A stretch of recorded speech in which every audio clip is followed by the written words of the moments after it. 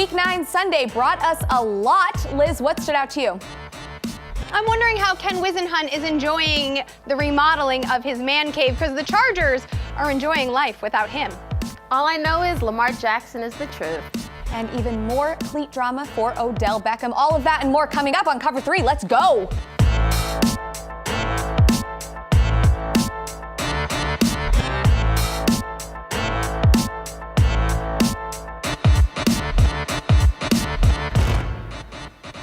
Welcome to another week of Cover 3 on Yahoo Sports. I'm Michelle Gingras. Kimberley Martin joins me in New York.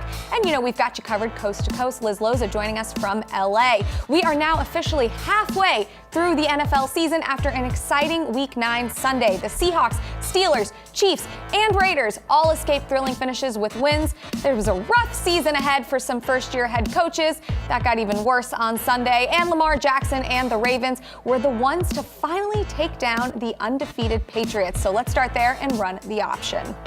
Lamar Jackson and the Ravens offense put up 4 touchdowns in their win over the Patriots on Sunday night, defeating the defending Super Bowl champions 37-20 in what many saw as the Patriots' first real challenge of the season. With a big Ravens win, there are plenty of Monday morning quarterbacks out there ready to say that this may be the team to beat in the AFC. But Liz, is that an overreaction, or are you a believer in this Ravens team? I think both is the answer. It is an overreaction at this point, but I am also a believer in this team, because the thing that the Ravens have been able to do week by week is create new wrinkles. This was the first week that they had a dynamic secondary with the return of Jimmy Smith, Marlon Humphrey, and of course we already covered the Marcus Peters trade. That defense is getting more stout, and the running game is getting more and more prolific, and they won the time of possession war against the Patriots, which I think is what helped them get this W. Again, Lamar, like I said, he's the truth, but let's keep it in perspective. The Patriots are still the best team in the AFC, even though the Ravens just beat them. The Jets beat the Dallas Cowboys. Are the Jets better than the Cowboys? Of course not. Consistently, I think the Ravens still have a lot more to prove, but like Liz, I'm a big believer in Lamar Jackson.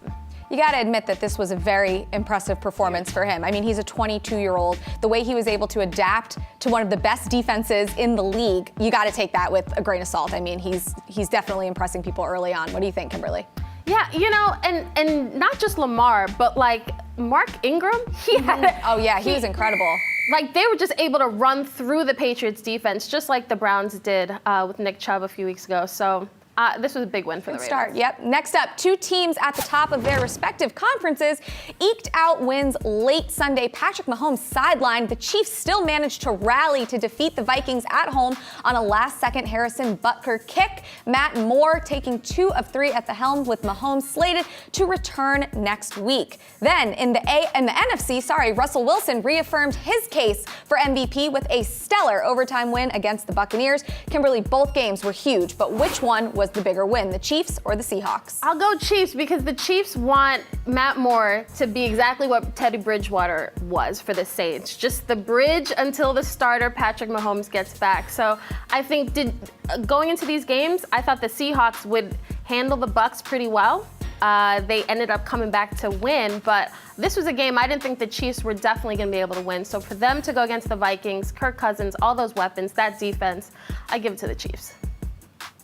Lizzie, what do you think? I have to agree with Kimberly here. I mean, the Chiefs had lost 3 games in a row at Arrowhead, and one of the biggest narratives in the NFL is what a tough place it is to play at Arrowhead, and they did it with Matt Moore under center. And Matt Moore is a guy who, let's be honest, didn't play at all in 2018. He hasn't taken a snap in the NFL since 2017. Last year, he was working in the Dolphins front office, and he was also working as an assistant coach at his high school's alma mater. Chad Henne got hurt, and Andy Reid said, come on back. So what a huge moral victory for this squad. Yeah, great story. All right, moving on. The New York Jets are now 1-7 after losing to the Dolphins in what may have been their most embarrassing loss to date under head coach Adam Gase, despite what he may say in his post-game press conference. Liz, was this loss bad enough that the Jets should think about moving on from Adam Gase, maybe even this season? No. I'm here for it. I'm not from New York. I don't know any Jets fans. Leave him here. I want Adam Watch Gase. the world burn. I want Adam Gase in the league. I mean, he got big eyes for tacos. He's got O-line coaches snorting lines. He's doing smelling salts from the sidelines. He's a disappointed dad. Who cares about decorum? Forget this. I mean, this is high entertainment. And you know what? Jets, mess. Let's leave them in. You know, All right. Honestly, Kimberly, do you share those sentiments? You know what? Get the guy out the paint, in all seriousness, because I'm not usually for head coaches being one and done. But as somebody who's covered the Jets, for Rex, for Todd, this team looks like Rex's team in year 6, like Todd in year 4. Like, this team I don't think they believe in Adam Gase despite what they say on record. And I think Adam Gase, firing him alone off the fact that he would even say, like, this is the NFL, why would I be embarrassed? Like, I don't know what his record is, but he's not good. It's 1-7. His record is 1-7 Right. this year, and it's 23-25 in Miami. That's below 500. It's a damn joke, but he's been anointed by the NFL, so he's going to keep getting hired. Just end the season for Adam Gase, maybe? Okay. All right, so that was the buzzer that just rang a few seconds ago. So let's move on from one franchise in disarray to another. We want to spend a little bit more time talking about the current state of the Cleveland Browns. Buckle up. We may have hit the bottom for Cleveland on Sunday, a loss to the Broncos, and first-time starter Brandon Allen dropped them to 2-6. The NFL had to step in at halftime to tell OBJ and Jarvis Landry to change their illegal cleats or to stop playing. And safety Jermaine Whitehead was cut by the team this morning after sending threatening tweets to a reporter and fans calling out his play after the game. It's a lot. It's a lot. It's a lot. All right, so let's pause for a second. So Liz, how much of this falls on the culture of the organization? Oh, that's a loaded word. I mean, I have never been to Cleveland, Ohio in my life, but I've been rooting for these dang Browns forever. I mean, I want to live in Believe land. Who doesn't, right? Like, LeBron really captured the city, and I was here for it. And I have to imagine that part of the problem here is we all know it's discipline, right? You don't have to look at stats. You see the laundry on the field. You know that discipline is an issue both on the field and off the field, particularly in the locker room, right? You listed off a bunch of stuff. So my question is, Freddie Kitchens got this job because he brought out the best in Baker Mayfield, and Baker Mayfield advocated for him. And there was hope in Cleveland for once. But I'm not sure that Freddie Kitchens, and I hate to say this because I was rooting for him, knows how to set the boundaries necessary for the number of egos that he is dealing with on this team on both sides of the ball.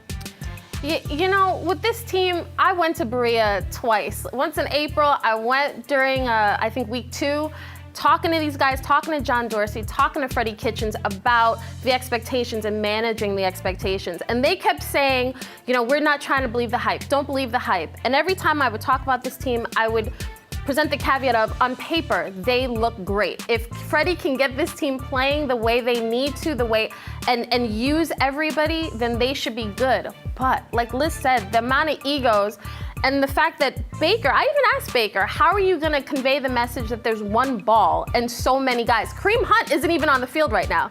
And he said, you know what? All these guys have to understand you all can't eat at the same time.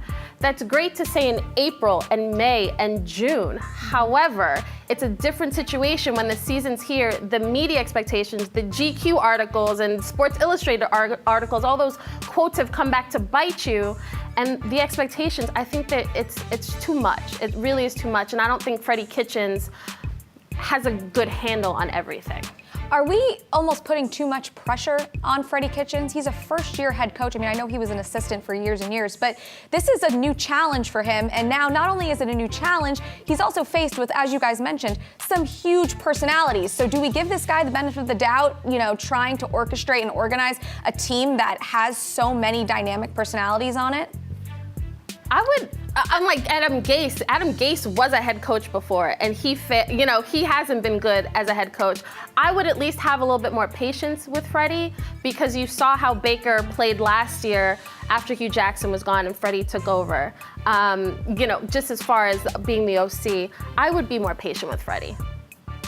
I would like to see, I'm with Kimberly, see what else Freddie Kitchens can do, but I think this is a personalities issue. We know this isn't a talent issue because Right. Kimberly's absolutely right. We see it on paper, but I also think there's something, we didn't really talk about this before, but I keep making the analogy in my mind to Josh Allen and the Buffalo Bills, and those seem like very similar fan bases, and there seems to be a disconnect between the team and the city. And I don't know if this team is representative of the city, and I think maybe got a little too far away from itself. And Freddie Kitchens, we loved him because he wasn't an insider. He was an assistant in Arizona for 11 years, Like, I would love to have Freddie come in there and say, Todd Monken, I saw what you did in Tampa Bay last year. You lit that offense up. You gave Jameis Winston the best quartet that he could ever have, and we won some pretty improbable games. I'd love to see Freddie Kitchens maybe hand some of that off to Todd Monken, and so that he could be a better leader and not just, a play caller. How much of this, Kimberly, falls on Dorsey? You're talking about battling personalities here. Could he have done a better job? I mean, it falls on Dorsey. He's the one who made these trades, especially Odell Beckham. You bring that kind of personality into the locker room, you have to understand that puts your head coach, the expectations are much higher for a first-year head coach. So that's on him, too. Next up, we're handing out some hardware for our mid-season awards. But first, Earl Thomas has some thoughts on who should win one particular award. We played really well on all phases. The O-line played great. They gave a lot of time for Lamar. Lamar played MVP-type football. He's separating himself. Yeah, big picture, man. We're getting better every week. It starts with Lamar and that offense and the running game. Us on defense, we just try to give the ball back to them and create more stops and let the MVP do his thing. Yeah, I'm right with the crowd. I mean that. Like, man, this man's the MVP. I'm right behind him. I'm backing him. He makes my job easier. All right, so Lamar Jackson getting a nod. However, you guys think Russell Wilson could be the MVP this year. Kimberly, let's start with you. Why do you think Russell Wilson is the MVP? Again, no disrespect to Lamar. I get why Earl Thomas is rooting for his quarterback, but Russell, man, nobody's doing it better than Russell. Like, really, he leads the league in touchdowns. And similar to Brady, he's just making everybody look so much better on his offense. Like, I think you can't, 5 touchdowns yesterday against the Bucs, you can't bet against Russell. It's like Aaron Rodgers, like when Russell's on the field, you feel like anything's possible, yeah. I agree with Kimberly. You have an offense in Brian Schottenheimer that wants to be a run first, establish the run, old school offense, and yet every week Russell Wilson is putting this team on his back and passing. I mean, he has a touchdown to interception ratio of 22-1. That is ridiculous. His connection with Tyler Lockett is incredible. He is making DK Metcalf, who was perceived to be a very raw prospect, if you will, elevating him week after week, and again, doing it in a run-first operation. Plus, he's the MVP of Halloween because in a perfectly crafted social media post, he and Ciara went as Jay-Z and Beyonce, and they crushed it last Thursday. He's winning on and off the field. Yep, exactly. There it is. That was pretty impressive. That's always an interesting dynamic, too. Like, Ciara is also a singer and, like, paying tribute to Beyonce, I guess. I don't know. I guess Beyonce's the queen, so. Oh, she is. She's not Beyonce. Yeah. Okay, let's move on. Coach of the Year, you guys were split on this one. Sean Payton had your vote, as well as Frank Reich. Liz, let's start with you. Why did you think Frank Reich was the answer? Frank Reich is the answer because he is doing so much with so little. I mean, is there a coach that gets a team to the Super Bowl with a backup other than Frank Reich? I mean, he was 5-1 with a backup quarterback in Philadelphia. This week with Teddy Bridgewater, who I am going to call a backup because he was an unexpected starter. 5-3 this year with Jacoby Brissett. I mean, this is just what he is able to do week to week. His offensive mind is so sharp.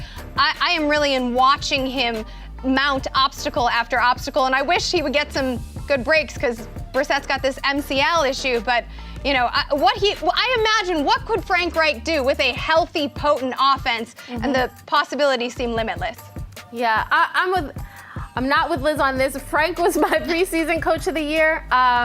I'll give it to Sean Payton just because the seamless transition and I think the schedule and who the Saints have had to play and the fact that Teddy came in and really just carried this team. I don't know. It just seemed the way the Saints have been able to beat teams just collectively, defensively. Some days Teddy takes over. Some days, it's like Alvin Hill. Kamara. You know what I mean? Like he's got so many.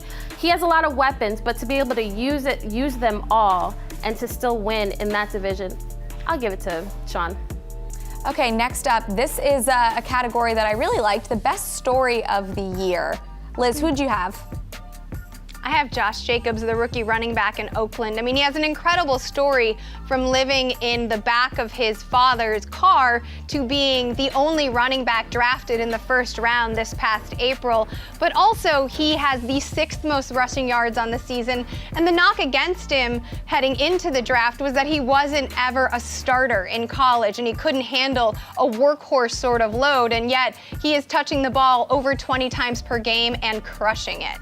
Yeah, I picked the same guy, Josh Jacobs. And I talked to him during draft week, right before he was drafted by Oakland.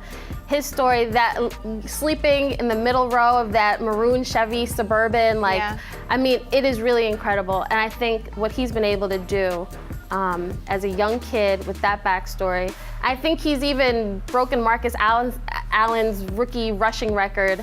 Granted, it was from 1982, so it's strikes shortened season, I guess. But still, don't take anything away from the kid. Yeah, no, he's a great story. All right, one more to get to. Defensive Player of the Year. Kimberly, let's send it back to you. Who you got? So, it's hard to pick somebody, just one person from the Patriots, but I'm going to pick Gilmore just because you look at the Patriots, they're putting up historically good numbers, and they're 2nd in the league with passing yards allowed, and 2nd in the league in passing yards allowed per game, and he's a big reason why. It is hard to pick just one guy. Jamie Collins is another one, but I'll give it to Gilmore. Okay, Lizzie, round us out. Who you got?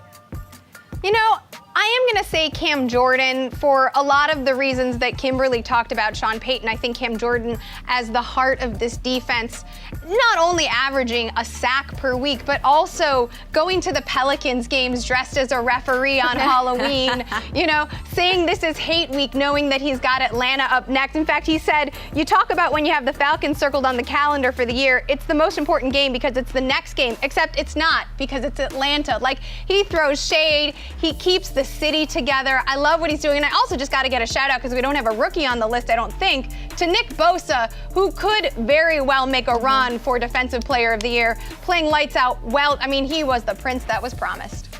All right, very good, guys. I like it a lot. Coming up, we're breaking down tonight's Cowboys-Giants game and picking teams. But first, here's Saquon Barkley telling a joke. It's dad jokes with Saquon Barkley. So why couldn't the bicycle stand up by itself? Why, you ask? Because it was too tired. It's supposed to be corny. I feel like Saquon and I would get along. Sure, you guys would be besties, actually. Yeah. Okay. I love it. I also love the fact that his daughter was born the day before he was drafted #1 overall by the Giants. So he does have dad experience. It's great to hear. There you go. He fits the mold now. Perfect. Okay, so that being said, Cowboys fresh off their bye week travel to MetLife tonight to take on Danny Dimes and the New York Giants. Kickoff is slated for 8:15 p.m. You can catch the action right here on the Yahoo Sports app following our show. The Cowboys won the first matchup of the season, but things have since changed, most notably at quarterback for the Giants. Could this be a mini statement game for Dimes and the rebuilding Giants? Kimberly, let's start with you. I mean, if they're able to beat the Dallas Cowboys, yeah, it's a big statement. I don't think it means the Giants are an overall better team than the Cowboys, but after the Giants, the way they started with Eli and gone to Danny, this would be a good game for them to win. Would say a lot about the Cowboys, though. Yeah, I really hope that the Cowboys win this game. And I am married to a Washington Redskins fan. Like, I don't want to listen to the number of, like, should Jason Garrett be canned conversations if they don't take care of this business? And he should. Should they lose? Not yet. Sure. Not yet. But in week 1, they beat, like, we just have to think about this right now. Like, they in week 1, the Dallas Cowboys beat the Giants with Zeke Elliott coming back from his Cabo situation, right? Like, they should be, right now, Zeke should be able to, coming off of a bye, crush this very generous run defense in New York, and also maybe get back to the elements of this offense that has been the foundation in Dallas. So I'm hoping this is a get-right game for the Dallas Cowboys because, Lord, I cannot handle the hate talk otherwise. But isn't that the funny thing? It's like every week, this is really a trap game for the Cowboys, right? But every week it seems like these are must-win for Jason Garrett. Like this is where we're at. If they actually lose this game, it's a problem. It really is a problem, and I don't think you can, if you're Jerry Jones, I don't think you can sell the fans on this is the guy that's going to take us over the hump if you're losing to Daniel Jones and the Giants. I think those conversations are warranted about his future. With the Eagles winning back-to-back games and sitting at 5-4, where does the NFC East stand after tonight? Liz, what do you think?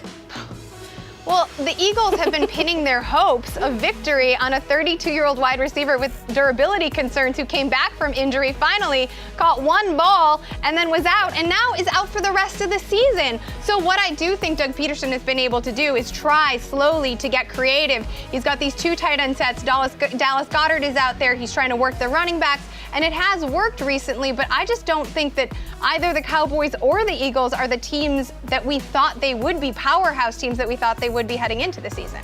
No, I agree with Liz. I think until the Eagles prove otherwise, it's still the Cowboys are the team to beat in the NFC East. Yep. But I don't really think either of these teams are that good. I want to go back quickly to what we were saying. Liz, you said you didn't want to hear the Jason Garrett narrative again. But if he loses this game, do you think who they have next? Do you think that we actually really, maybe this does come to fruition that this guy isn't meant to coach this team, and maybe finally Jerry Jones recognizes, okay, look, I got to move on from him. Or no, maybe they have the same run around again. No, it's the same. Yes, then just fire him. Pull the damn Band-Aid off. I'm so tired of talking about Troy Aikman talked about it last year during a game. Can we just be done and move on to the next chapter? Yeah. All right, well, we'll see how tonight unfolds, but that's enough Cowboys talk for tonight and enough Jason Garrett talk for Liz's sake. Every weekend, the internet gives us some great content to debate. This weekend was no different. It's time for us to pick some teams. First up, we all love sports and fast food on Cover 3, and we really love when those worlds collide. That was the case not once, but twice this weekend from both Matthew Judon and Deshaun Watson. Take a listen. Matthew Judon, body built by Taco Bell. How's the eye doing? The eye's great. I got some, I tell you the key. The key is, it was the Popeye spicy chicken sandwiches that I ate this week. Come on. That helped the eye, so make sure you know. There's a nice little plug. So Liz, which had the better fast food plug, Team Taco Bell or Team Popeyes? Oh, well, I have not stood in line for one of those Popeye sandwiches yet, so I'm going to say Taco Bell because I've definitely gone through that drive-thru and made a run through the border more than one time. That Judon guy, he's not my favorite player because this is a body built by Taco Bell as well. So I'm all for Team Taco Bell. I'm Team Popeyes on this one. First of all, how did Deshaun Watson get those fried chicken sandwiches to London when you can't even get them? I think they just got re-released here yesterday. So I am all Team Popeyes and I am all Team Deshaun Watson. He's been awesome. All right, next up, Jameis Winston had an up and down game in a loss to Seattle, throwing for over 300 yards and 2 touchdowns, but losing a bad fumble late and almost costing his team the game. We've heard this narrative a couple of times. Even though the loss dropped the Bucs to 2-6, that wasn't going to dampen the unique optimism of Jameis Winston afterwards. No, the glass is always full because it's maybe half full of water, it's still full with air. So we got to keep that glass full. We got to keep a chip on our shoulder, and we got to find a way to get a win.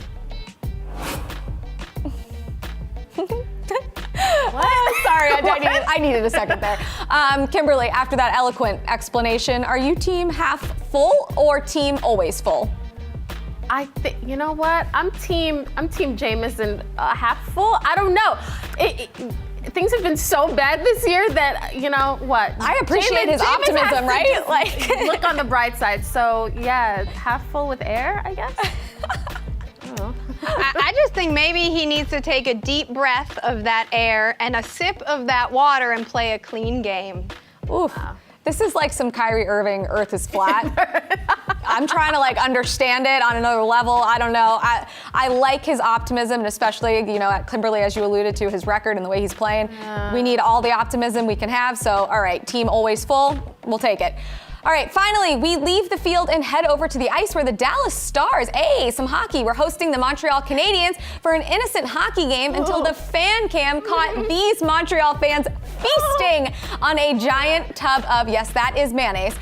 So Liz, are you team mayo or team hell no? Are these people serial killers? Who does this? Who eats mayonnaise with a spoon? In a game, how'd you even get that container of mayonnaise in your damn bag for the game? There's a security checkpoint. Like, did no one notice like the massive tub of mayonnaise underneath his jersey? I mean, we can't even take a damn lipstick into a game, and this lady's spooning mayonnaise like it's a regular Tuesday. So I'm gonna say you're probably team hell no. Team hell no. Team hell no across the board. Yeah, that's a little much. All right, on that note, that's a wrap for Cover 3. For Kimberley and Liz, thanks for watching. Be sure to keep it locked on the Yahoo app for Cowboys and Giants coming up next, and we'll see you right here next week. Thank the mayor and everybody for letting us play a home game again. It was great to get in here. I mean that. This is a good slice of humble pie for us. You know, we're kind of rolling at 7-1 and starting to, you know, listen to the chatter maybe a little too much. So the crowd was phenomenal. I mean, there was a lot of purple up there, and they just voiced them out. That whole thing with the clapping over the head and all that. I thought our PA guy did a nice job of cranking up a little Arrowhead pride there, man, yanking the music out of and knocking that out. He just nulled that clapping deal and kind of brought us right back to home. I mean, it's the NFL, man. And it's the NFL. You can't be embarrassed by this.